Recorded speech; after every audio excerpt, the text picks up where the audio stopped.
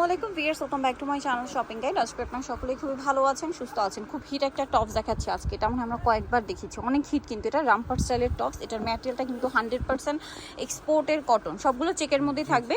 Button work করা আছে, romper design. এই পোর্শনটা আপনার চিকেন কাপড় দেওয়া, যার ভিতরে ইনার করা থাকবে, ব্যাক সাইডে জিপার হবে, আর হাতাতে লেস ওয়ার্ক আছে। ড্রেসটা খুবই সুন্দর। এটা মূলত লং একটা tops, but as a tops এটার ঘেয়ে কিন্তু অনেক বেশি, দেখতে পাচ্ছেন।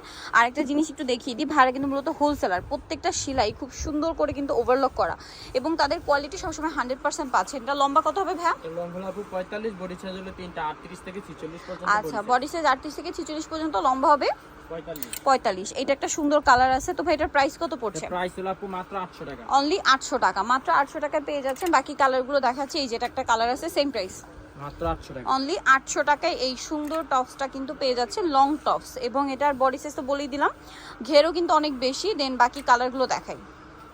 আবারও বলছি, এটা অরিজিনাল এক্সপোর্টের কটন, কারণ মার্কেটে কিন্তু এই কটন কাপড়ের মধ্যে আবার মিক্স একটা আসছে, ঠিক আছে? ওটার মধ্যে আর কি বলে, পলিস্টার টাইপের মিক্সড আছে। এটা কিন্তু 100% কটন। এটা যারা নেবেন তারা বুঝতে পারবেন, কারণ অনেকেই কিন্তু কনফিউজড হয়ে যান। এই জন্য আমি বলে দিলাম, এটা হাতে নিলে বুঝতে পারবেন একদম 100% কটন।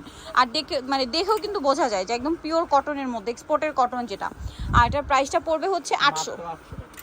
অনেকগুলো চেক আসছে, কিন্তু যার যেটা পছন্দ দ্রুত স্ক্রিনশট নেবেন, শপে চলে আসবেন অথবা অনলাইনে যোগাযোগ করবেন।